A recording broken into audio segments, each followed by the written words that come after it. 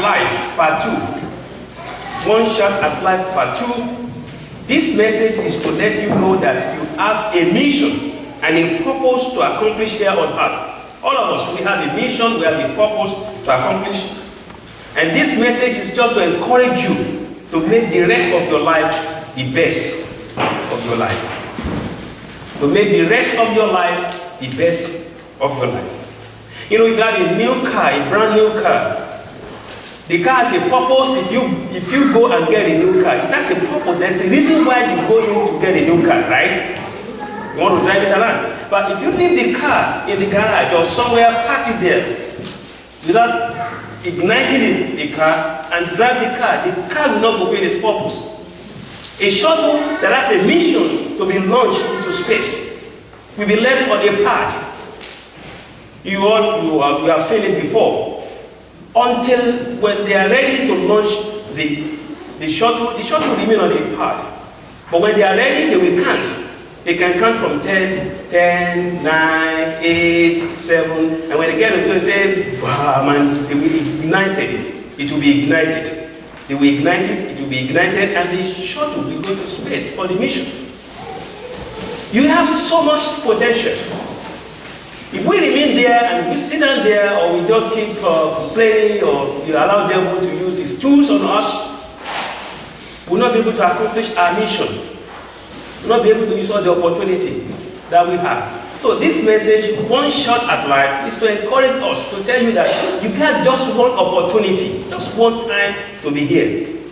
And you want to make that time the best, you want to accomplish your purpose while you are here.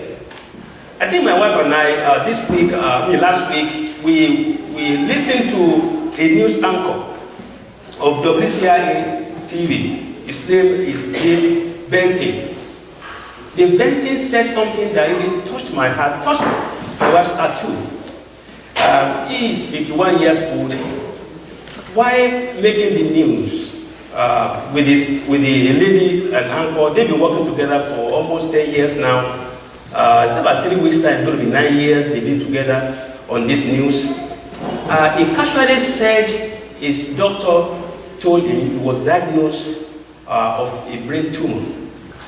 And in January this year, he had some radiation treatment, and they thought the cancer had gone. But recently, he was told the cancer came back, and the tumor is such a place that it cannot be operated on. And the doctor said, you have 4 to 6 months to go. They told him. This 51-year-old news anchorman, Dave Benton, said something that touched my heart. And I know what he said, his statement, he also touched the heart of so many people. Brethren, we have one time, one shot at life. The man said that, he said, I'm a Christian. I mean, he said in the news, he said, I'm a born-again Christian. And he said, I am at peace. I am at peace. And he mentioned this statement I'm going to read. He said, I am at peace, and I know he's going to take care of the days ahead. Talking about God. And that the goal here is to have the best ones possible. To have the best days possible. And then he said something again. He said, the goal to treat this tumor, to slow down the progression, is to simply add a few more days and make them the best they can be. A few more days and make them the best they can be. And he said his life is in the hands of God, and his times are in his hand. And being a born-again Christian, God will take care of me, he said. And I quote. So, brethren, look at how this man looked at life. I want you to relax this morning and listen to this message. Each and every one of us, we have one shot at life. There is no one who is going to come back and rewrite his life memoir. This is the time you can do something. This is the time you can write something. This is the time you can correct something if you want to make corrections. This morning I was just walking out of the sanctuary, and I met one of our brothers who lost one of the members of his family a few weeks ago, and I asked him how it's going. He told me, no, the man has been incriminated, and that was his wish. And I told him, one shot at life. I mean, you can put all the ashes together and get him back here. No, it's done. That is it. There is no way to come back and rewrite your memoir. And so this is the time you have. So don't let somebody, see, we will see. You see, devil has two significant power on people. Two significant power on people. The first one is to deceive people. Devil is out to deceive people, to tell them what is not, and he's deceiving the young ones. I told you in part 1, the young ones, teenagers, he's deceiving them.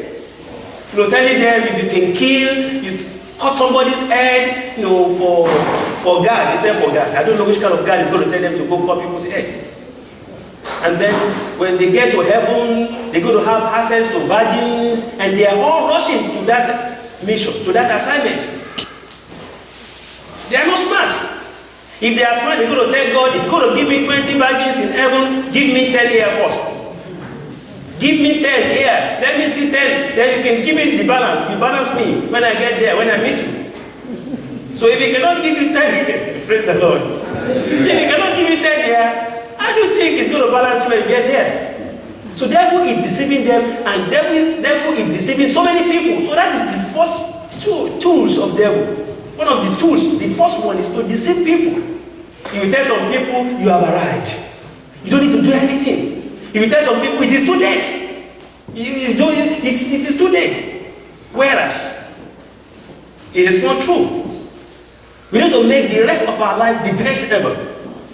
And the second tool devil could normally use on people is to accuse people. He keeps to accuse them.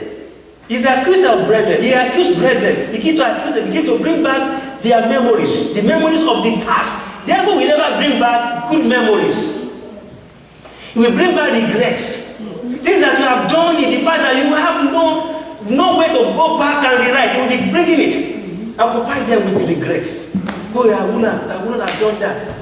Oh, if I had known, I wouldn't have married that man. You have married that man, you are stuck with him forever. Amen? You are stuck there. You don't have to go anywhere. Just stay there forever. You married that woman, be there. Don't know, I had known. Oh, when I was in high school, I would have listened to that the other man. It is too late. One man was telling another lady, saying, and the lady he was talking to is almost 50. He said, you will have gone back to marry the other. They said the lady that said, you are telling me now, it is too late, I'm almost 50. You're telling me something that happened like 40 years ago. How will I go 10 to 30? How will I go back and say, we are stuck forever, we are together forever. Amen? Amen. Make the rest of your life the best of your life. Maybe you have spent 1/4 of your life, I don't know. Maybe you have spent 2/3, I don't know. Maybe half, I don't know. But what you have is the rest of your life. The one that has been spent is gone. Do not let the devil begin to accuse you of some things that God has forgiven you, God has forgotten, and He's keep bringing them. He's not going to bring those good times, those best times you have had. He's not going to bring them. You'll bring the one that you'll be regretting, you'll be thinking, you'll be blaming yourself, and be blaming yourself. You spend the time that you will have spent, gainfully, wrongly. Psalm 39 verse 5. Verse 5. Breaths. And my age is as nothing before you. Certainly every man at his best is but vapor. Don't let the devil deceive you and tell you, oh, this is you are at your best, so don't do anything again. You continue to do something, you continue to look forward because the best is yet to come. When you have life, there is hope for you. It's never too late for anyone who has life. Whatever number of days you have left, months, years, you can still make impact. Amen? Amen. And see, time moves so fast. Look at what the psalmist said here. You have made my days as handbreadth. You have made my days. It's just like, you see, our days like you put your hands here. how you can feel it. If you make it too far, you can't feel it. But you do like this, you can feel it. That is it. And let's go forth. Look at Psalm 78. I'm going to explain something on that. Psalm 78 verse 39. Psalm 78. Remember that they were but flesh, and a breath that passes away and does not come again. They were like flesh. Therefore, we begin to deceive people. No, you can come back. If you can come back like pig. You can come back like cow. You can then return back and come back as woman. The devil begin to deceive people. But the Bible says in that Psalm 78 verse 39, for he remembered that they were but flesh. We are flesh. And if you are a flesh, if you are still natural, listen, a breath that passes away and does not come again. I want you to try it, if it's possible. The Bible is true. God cannot deceive us. We have one shot at life, just one time. And to understand this, in that Psalm 78 verse 39, in science we do experiment. In science we do experiment. Scientists, they love to do experiments. I'm a scientist, so I have done so many experiments. When I was preparing this message, one experiment came, and I said, I'm going to introduce it to all of you in the church today. Practice this. Now, make your hands to be in front of your breath. How you can feel it? Do it like that. Put it, and then breathe. Take it back. Take it back. Suck it back. Can you get it back? It's not what. Try it again. Just you feel it's warm, right? Suck it back, suck it back, suck it back, suck it back. You can't get it, it's gone. It's gone, that is life, it's gone. It's one shot. You blow it out, you can't get it back. Now that's what this psalm is saying, 17 verse 39. For he remembered that they were but flesh, a breath that passes away and does not come again. So if somebody is telling you that a breath is going to pass away, it's going to come again, it's not that same breath. But our times are in his hands. If we are Christian, if we are born again, we have given our lives to him, he's taking good care of us, he's taking notice of every move we make. That's one difference that we have. And which means as a Christian, if you depart this place, you are born again, you depart this place, you got to be present with God. You will be present with him, a place of peace. Only if you are a Christian, if you are born again. But that does not mean that you will come back here and do repairs. No. So you have this opportunity is before you right now. You have the rest of your life before you, and you have the right to make do with what you have. Forget about those times that have gone. Forget, make do with what you have right now. Sit down, think about your life, make correction if it is necessary, make impact if it is necessary. This morning, in this message, we're going to see what Jesus did as pertaining to this. His approach to one shot at life. We are going to look at that in our message this morning. But see something somebody wrote. The author of this is unknown, and I'm quoting it directly as it is written. And quote, you only get one shot at life, so make it count. Make it last. Make it worth every heartbreak, every smile, every tear, every memory. This is your life, your destiny, your fate, F-A-T-E. This is your only chance. Your one chance to make a difference in the universe. When you are gone, your life is over. That is it. There is no more reruns. This is the main show, and you are the star. End quote. Author unknown. You are the star. You are the actor of that movie. Make it count. Do something about it. Don't waste precious time.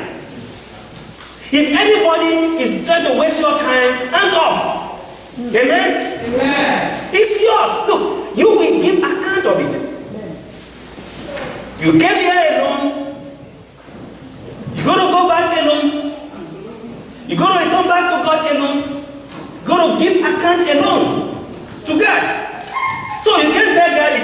person that made me to do this. Nobody. You will give account. Every one of us. The Bible says, for God so loved the world, and He gave His only begotten Son, that whosoever, it's just that person, who believes in Him, will not perish, but have everlasting life. It is personal. Decision to follow Christ is personal. Because you came here, even when you have triplets or you have twins, they will come one by one. So you came here alone, you have your identity, you have your DNA, you have your fingerprint, it's only you, no one else. Make the best of your life, the rest of your life, the best of your life. Hebrews 9:27. And as it is appointed for men to die once, but after this is judgment. So the devil begin to accuse people. You begin to tell them, you have more time, you can just relax. Don't worry now, you can do it tomorrow. Next year, you see how next year. Your daddy was 120 years before he passed. They've improved on medical something now, so if you don't know, you could reach 200. So the last, don't do anything now. Don't do anything now. The devil is a deceiver. He's deceiving people. Isaiah 60 verse 1-3. Arise, shine, for your light has come, and the glory of the Lord is risen upon you. God is saying right now, arise and shine, because this is the time you have the light. And the glory of God is risen upon you. That's why you have to arise and shine. As a Christian, you are engulfed. You are, immersed in God's glory. For behold, the darkness shall cover the earth, and deep darkness the people. But the Lord will arise over you, and His glory will be seen upon you. His glory must be seen upon us. We have to shine the glory right now, brother. There is so much darkness everywhere in this world today. So much darkness. Evil going on. Real evil. The Gentiles shall come to your light, and kings to the brightness of your rising. Kings will come to the way you will rise, they will come to the light. People will see that light. So why should we arise and shine now? So to summarize what I said last week, for the light has come. 1, 2. The glory of the Lord is risen upon you. God's glory is upon you because you are a Christian, you are a believer. You are the carrier of God's glory. You are a light bearer. 3. Deep darkness in the earth and on the people. Darkness on the people, darkness on the earth. 4. You only got one shot at life, and the carrying out and the carrying out of this mandate is you. You have to do it. So you have one shot at life. And so the 4th one is our topic. One shot at life. Now see what Jesus said. But I will just approach this. I'm going to talk about this, and then we are going home. Jesus approached to this. So in John chapter 9 from verse 1-5, Bible recorded, and I'm going to read. Now as Jesus passed by, he saw a man who was blind from birth. This man was blind from birth. And his disciples asked him, saying, Rabbi, who sinned, this man or his parents, that he was born blind? What has that got to do with somebody who was blind? See how people waste people's time? They will sit down with you, they will tell you story that will not benefit you. Story that there is no substance when you eat. How do you normally eat? Does the food go through your mouth? How do you take the food? Do you use your leg to pick the food? Some stories that will not even have positive impact. No. So they were asking Jesus, who sinned? What has that got to do? Make this man sin. His father or his mother, his brother or his sister. When did they sin? So look at where Jesus answered. Neither this man nor his parents sinned, but that the works of God should be revealed in him. Then Jesus quickly shut them and tell them about one shot at life. He said, verse 4, I must work the works of him who sent me while it is day. You guys don't waste my time. I must do this work. My mission is to do the work of the one who sent me. When it is day, the night is coming when no one can walk. When I'm gone, when after leaving this place, it's night. When you close your eyes, it's night. That is it. You can't walk again. You can't walk again. I told you of somebody who said They were talking to each other, and they were all talking about their neighbors. Oh, my neighbor is too noisy. My neighbor plays too much music. My neighbor is like this. They play there. My neighbor's children. Yeah. They were talking. And he told them, my own neighbors are very quiet. And they asked him, how your neighbors are quiet? Are you not in the city? He said, yeah, my neighbors are very quiet. Who are your neighbors? He said, my house is very close to Berea Grande.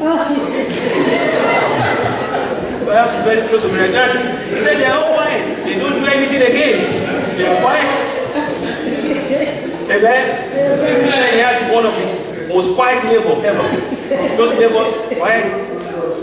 And it is true. That is it. They can wake up, they can do anything there. They are sleeping. He said, this is the time we have to do. Jesus told them, verse 4, I must walk the works of him who sent me while it is day. The night is coming when no one can walk. There is a time that if that is it, you just say, okay, I've done my best. The rest is for you. As long as I am in the world, I am the light of the world. We can say the same. As long as I have this breath in me, I must make the right impact in the life of everyone that will come in contact with me. It's one shot at life. That this time, if I'm here, if God will permit to still be here, I will do something to make somebody's life better, to make somebody happy, to make somebody glad, to improve somebody's life. I will do it as long as I have God's breath in me. So let us analyze this issue of arise and shine, the light has come. And Jesus said, as long as I'm here, I am the light of the world. God wants all of us Christians to arise. And what happens when you arise? When you arise, you change position or posture. When you arise, you change, you adjust, you stand up, you change, there's a change of position when you arise. When God says arise, God wants you to do something. God was not just talking. He wants the world to go out and do something. God wants you to do something about your life, or about your environment, about your church, about your mission. God wants to do something. Say, arise and shine. Because why? The light has come. And the glory of the Lord is risen upon us, upon you. So the glory is not going to be in vain. When the Bible study, sometimes ago, long time ago, maybe this was like maybe 30, 35 years ago, and we're all discussing this Bible study, somebody was saying, I want anointing of God in my life. I want God to increase his anointing. I want God to give me anointing. And then somebody in the Bible study said, but the one you have right now, the one you have right now, what have you done with it? He said, what do you mean? They said there's nobody who has no anointing. He said, you have anointing, however small. What have you done with that? He said, how do you want God to increase it? I said, wow, that's a great contribution. Somebody has something, nobody is empty. You get something to offer. Now, if you're asking God to increase his anointing in your life, what have you done with the one that you have? Even if it is one, what have you done with that one thing that you have? What makes you think that if God should add more, if you have not done well with that one, if God should add more, you will do something with the addition? One shot at life. So the first place to arise is our thinking. You just have to begin to make adjustment in our mind. We have to, if you want to arise in the physical, anything that will first happen in the physical must first take place in the spiritual. In your mind, you do all the architecture before you begin to construct. One shot at life. Sit down, begin to think, evaluate. What have you done with the one God has given you? This life God has given you, what have you done with it? So that the mistake you have made in the past, you not make that mistake in the future.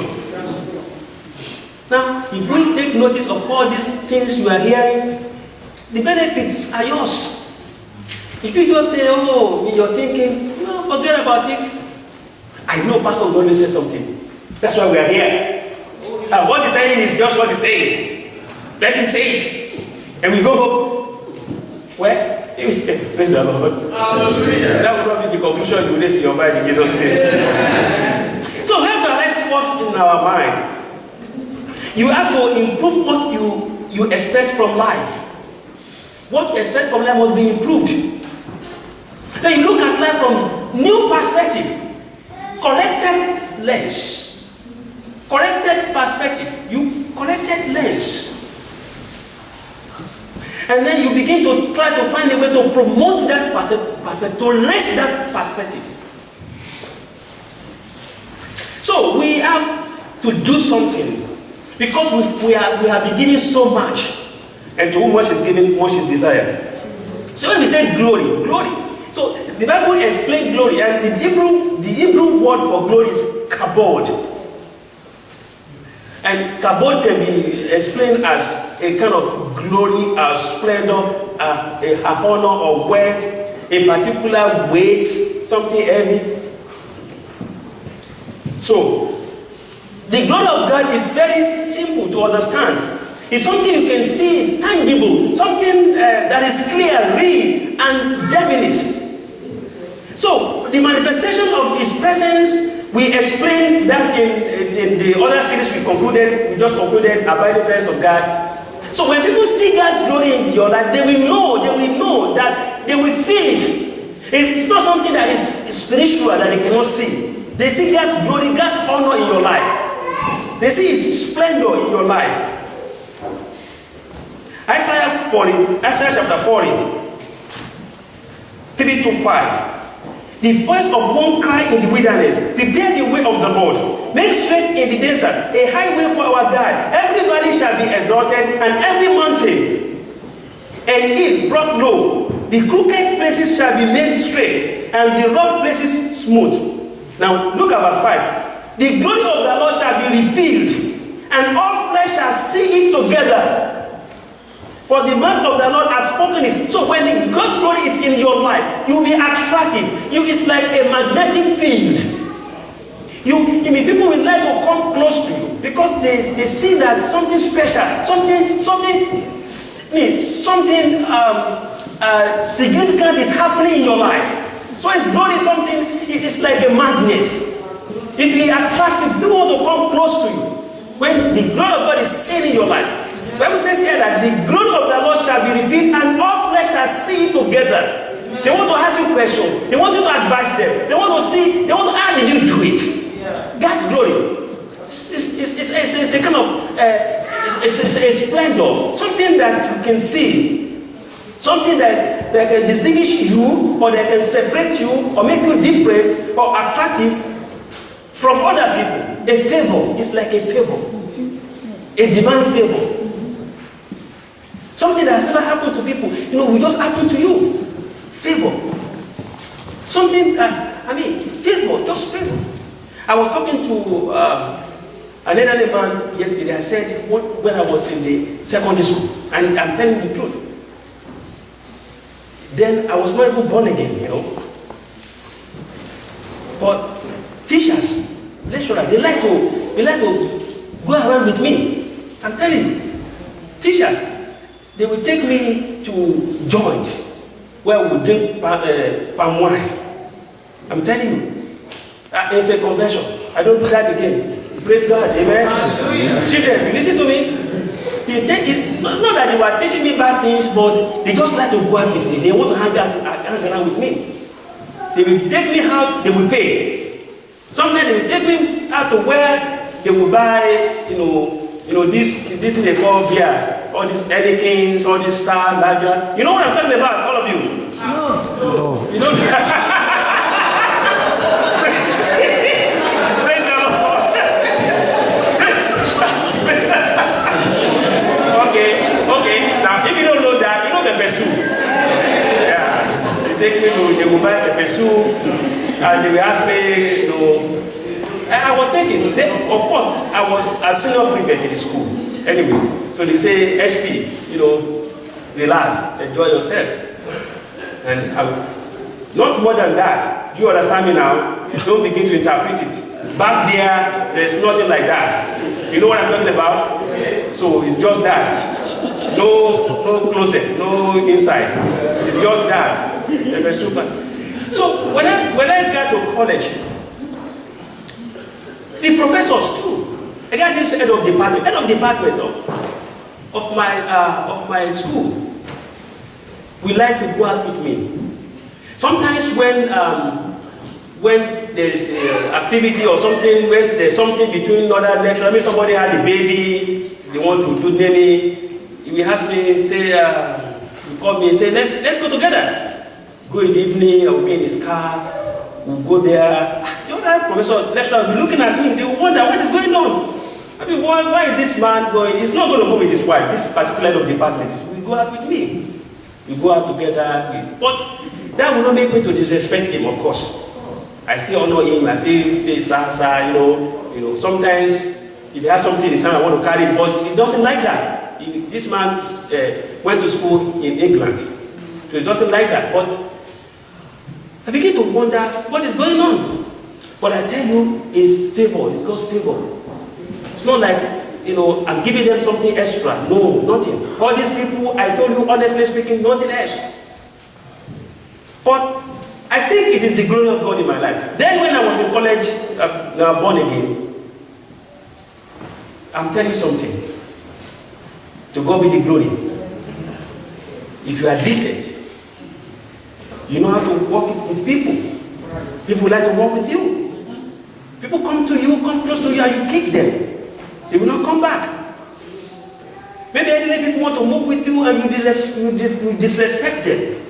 They don't want to come back. There are some things in life that we need to know and we need to learn. When people come to you and then they have bad experience for coming in contact with you, they will spread it around. Other people, they will seek caution. They will take caution. They don't want to come close. But what this place is saying is that the glory of the Lord shall be revealed, and all flesh shall see it together. Now that you are born again, you are a different person entirely. And things begin to work on your behalf. Because see, even if there are mistakes that we have made in the past, the light of God's word will expose those mistakes. And for the fact that we have the opportunity, we are still alive, we can make corrections. And then when we make those corrections, they begin to see how God begin to work in your life. And then people begin to see God's favor in your life. They want to come close to you. They want to relate to you. They want to tap the anointing in your life.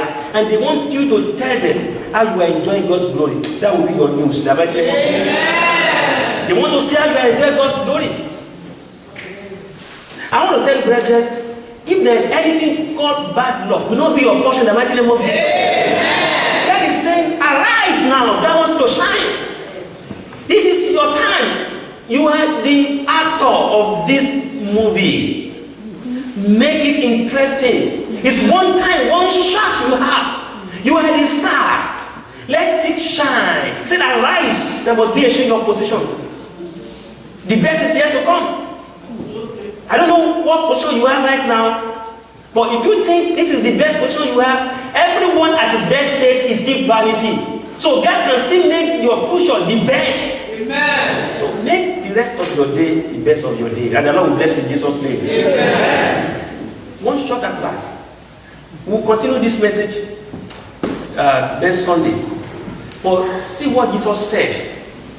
Say, I must do the work of him that has sent me. Every time you have is borrowed. It's not yours. That's what the Bible says, our times are in his hands. God gave you this opportunity.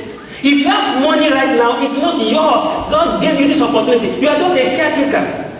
If you have children, they are not yours. They belong to God. Do you know why they are not yours? When you pass, you cannot go with them.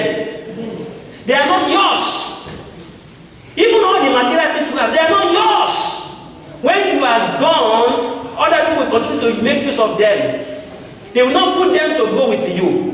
So, our times are in his hands. He will help us. Don't let the devil accuse you. Don't let the devil deceive you. Don't let the devil let you think that it's all yours. One shot at life. What you have now is this time. And then God wants to make the best, want to make the rest of your life the best of your life. And you can do it. You have the opportunity to do it. You have the enablement to do it. You have the anointing to perform. God is with you. God the Father is your Father. God the Son is your brother. We are heirs of the Father. We are joint heirs with the Son. We are children of the kingdom. We are family. We have all the opportunity to enjoy the best of your life and to make things work. You know, it's not going to be by power nor by mind. It's going to be by the Spirit of God. All God is telling us is to do what is to arise. That is it. He said, arise and begin to shine. For the light has come. And the glory of the Lord is risen upon you. If you are a Christian, you are born again, there is a glory in your life. You may not see it. It's there. You see, you know one thing about glory is that you may not find it important. You may not think it's something, but people are seeing it. They see it. You know, the kings, they are seeing it. The Gentiles will come and see the glory. You may not see. If somebody has a PhD here now, it's nothing. It's nothing. Some of you are engineers, some are accountants, some are, doctors. So you now, those things, maybe you have first degree. If they, lawyers ask them now to go to court, it's nothing to them. They go there all the time. But some people say, God, no. God forbid, I'm not going to go to court in Jesus' name. Lawyers is not going to pray that kind of prayer. You go to court to deliver people from problems. And as he's doing that, he's making money. So he's not going to answer. If you say, let us pray, no case, he's not going to pray with you. Because there must be a case. And so that, yes. Now, I have told people, if everybody is doing fine, everybody is all right, nobody is breaking the law, they will empty all the police stations. Absolutely. There will be no police officer. Every judge, all these lawyers, they will close shop. There will be no court. But it's not possible. That is impossible. As long as we are human, that will continue. If you say, close down all the hospitals, doctors will ask you questions. What is going on? Pharmacy will say, why am I in the school studying pharmacy? Why is this my time? That pastor, you are praying they should close all the hospitals. Pastor, what kind of prayer is that? Praying they should close all the hospitals when I'm in the school, when I'm studying medicine, when I'm studying pharmacy. Open hospital, let people go there. So that, praise the Lord. So see, somebody's problem is another person's advantage. But all we are praying to God Almighty is that to make our own days better. That even in the midst of the darkness, the Bible says there will be darkness. Darkness will be, even the people, deep darkness. In the midst of that, God is saying that there will be some of my people that will be favored. They will carry my glory. They will carry my light. And they will shine that light in the midst of that thick darkness. You will be the light bearer in the mighty name of Jesus. We shall be the carrier of God's glory in the mighty name of Jesus. And we shall shine our light on the darkness that is in this world. And we shall be to our own advantage. It shall be to our blessing in the mighty name of Jesus. One shot at life. Do something and the Lord will bless you in Jesus' name. Everything you lay your hands upon will prosper in the mighty name of Jesus. Because the light has come. And the glory of the Lord is risen upon you. Father, we bless you. We worship this afternoon. We magnify your name because we are so wonderful. We are great. Great is your name and greatly to be praised. We thank you, Lord, because you have told us to arise, to shine position. Arise and shine. So we are not just going to arise for nothing, but we shall be shining. Let it be in the mighty name of Jesus. Because the light has come. And Lord, your glory is risen upon us. Father, that glory, Lord Jesus, is favor. Amen. So we are favored in the mighty name of Jesus. Amen. For the rest of this year, favor is our name. Amen. Everywhere we go, you will go with us. Amen. Everything we lay our hands upon, we shall prosper. Amen. In the mighty name of Jesus. Amen. Thank you, precious Lord. Blessed be your name, O God. In Jesus' name.